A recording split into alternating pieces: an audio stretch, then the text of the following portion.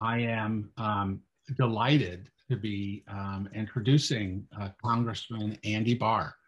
Um, he's joining me so that we can present Convergence's 2021 Award for Extraordinary Leadership in Bridge Building. Congressman Barr represents the 6th District of Kentucky as a Republican in the House. And as Amanda noted, he demonstrated leadership and willingness to see to it that bipartisanship was achieved where possible.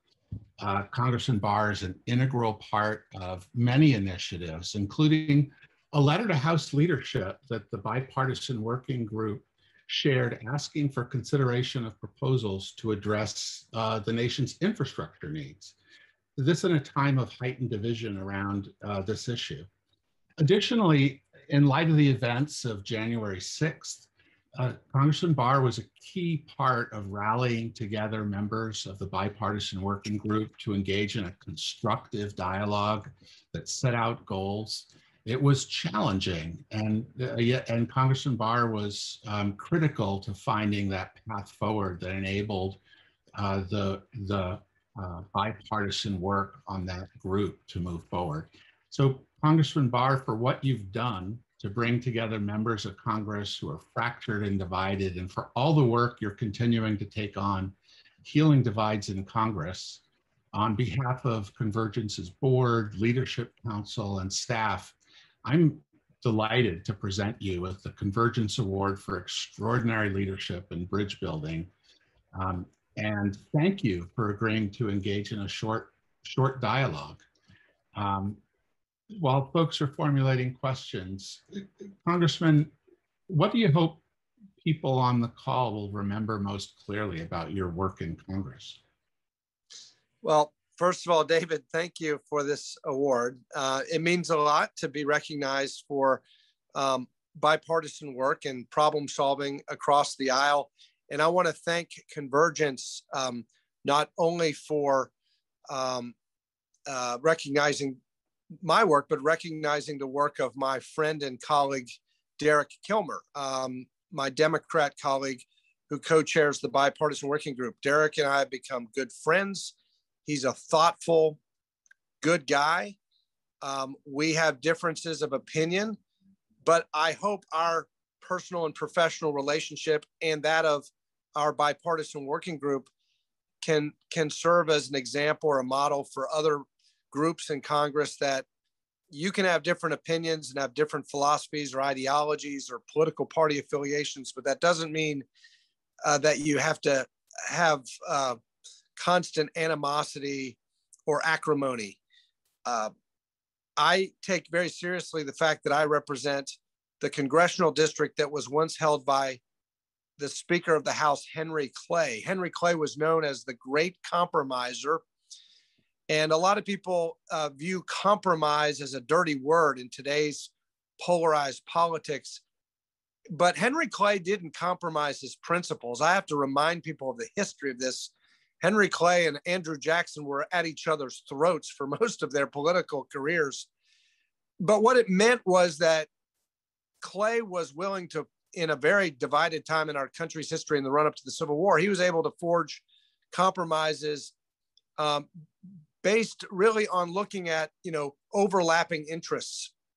And just as Derek is not going to be compromising his core principles, his deeply held ideological views, and neither will I, we listen to each other, and we do have an open mind, and by listening and dialoguing and intentionally and deliberately engaging in that listening and back and forth, we often do find overlapping interests. And I think it's the process that's so important. Convergence has facilitated that process for us. We thank you for that. And so, what do I want people to remember? Some of my, my service in Congress, that's one of them. I hope people will see that. Congressman, how would you characterize? We know that it's such hard work right now, bipartisanship in this environment. Are there signs that it's going in one direction or another? Do you see it that the challenges of bipartisanship easing up anytime soon? Do you think we still have to go through some more rough times before we get there? Well, I'm going to be candid and direct. It is difficult. It is hard times. And you mentioned the discussions we had about January 6th, and those are challenging discussions, no doubt about it. But as Derek and I discussed it, and we did have members on both sides who were reluctant to continue to dialogue because of how difficult it has become, whether it's discussions about January 6th or discussions about election reform and election integrity and what's the right approach there, which we have very big differences of opinion about that, or just deep ideological divides about the role of policy right now, where policy should take us as a country. I told Derek, and I think Derek agreed with me, now is not the time to stop talking and listening. Now is precisely the time to do more, not less of that. And so I think to their credit, our colleagues in the bipartisan working group agreed. And, when you're at a time where people distrust and don't understand, that's when you need to engage even more, so you can actually understand where other people are coming from. And don't give up. I mean, we're not going to solve every problem at every session, but just persistence, I think, is very, very important. So yes, the candid response is it's not easy right now. There's a lot of distrust. There is a lot of polarization. I give credit to the president, not a member of my party. I give President Biden credit for his inaugural address, his speech. I remain hopeful that we can achieve some of that unity and bringing the country together. I still hold out hope on infrastructure. I know the talks recently broke down. I'm a bit skeptical that even through reconciliation, the majority is going to be able to do it on their own. I think something that big to be durable and significant is going to need to be bipartisan. So it may take us until the fall, but I hope that returns to a bipartisan discussion. Also, I think there's a lot of opportunity for bipartisanship even in this time, in this Congress. There's bipartisan agreement on a lot of things like, onshoring supply chain resiliency. How do we respond to what we learned from the pandemic, expanding, rural broadband and telehealth and looking at supply chain resiliency and American competitiveness through investment in science and technology as we enter this phase of competition with China. So there is common ground and there is overlapping interest, and we just have to be persistent to achieve it. Congressman, when you look really broadly at the issue of polarization and how it's playing out in Congress and among your constituency, does it feel like one direction or the other is dominant? Is it more that your constituencies becoming more polarized for members of Congress, that's creating more tension? Or does it feel like the challenges among the members focusing on partisanship is playing out among your constituencies? What are the directions that this feels to you like it's going in?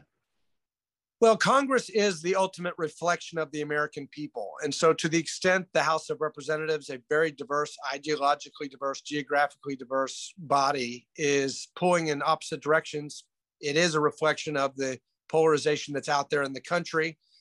Yes, there's something to this idea of gerrymandering and congressional districts that are only, primary oriented districts and not general election oriented districts. My congressional district is a general election oriented district. It's more of a purple district. It's a diverse district.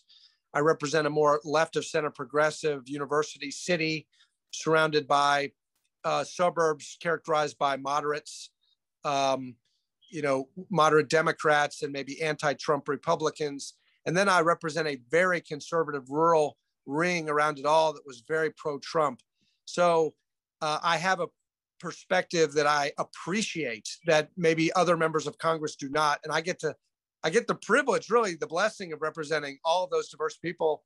And I can tell you that because I represent the poles of the two bases of the two major movements or parties, Yes, I do see an unwillingness to listen to one another on both sides. Now I will say something that's a little bit more controversial, but I believe that whenever we get into this discussion of rejecting the founding of our country, or overly hostile views towards the founding of our country, is really a repudiation of exactly what Convergence stands for.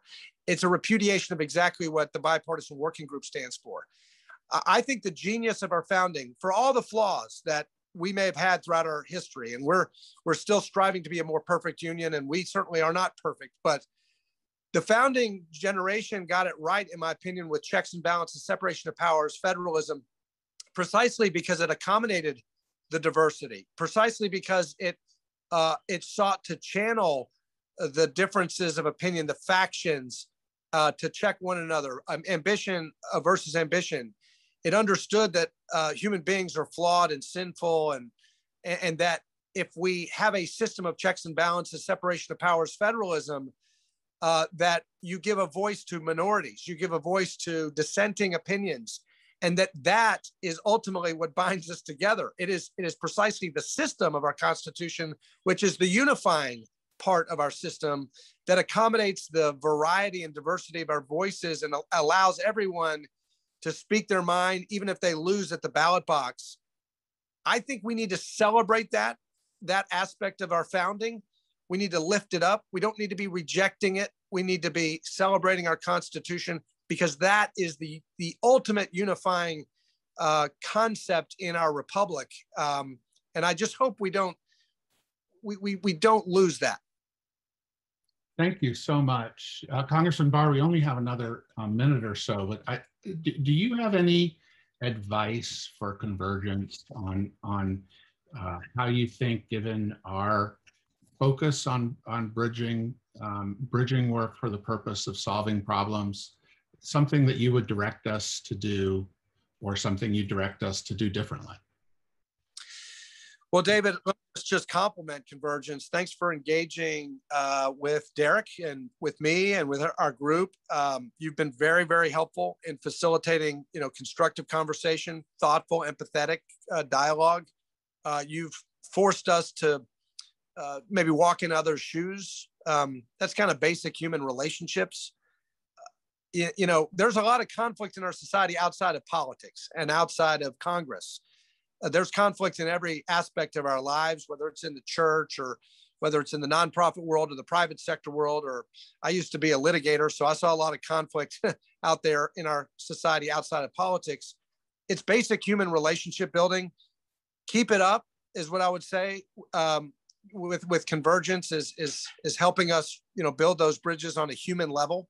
It's really hard. It's much harder to demonize an opponent or think that they're, an evil, bad person if you actually get to know them, learn a little bit about their family, their kids, what their personal interests are. We have a difference of opinion, but that doesn't make them a bad person. So I would just say, keep that up, keep that part up, build human relationships within Congress and wherever else Convergence operates, because I think that's the key underlying tool that we have as human beings to build bridges. Congressman, thank you. And on behalf, you're speaking today to a really large cross section of the volunteer leadership for Convergence, and speaking for everybody, as well as the team at Convergence. Thank you. You're doing yeoman's work, and we look forward to continuing to work with you. Thank you. Look forward to working with you as well, David. I appreciate Convergence. Thank you.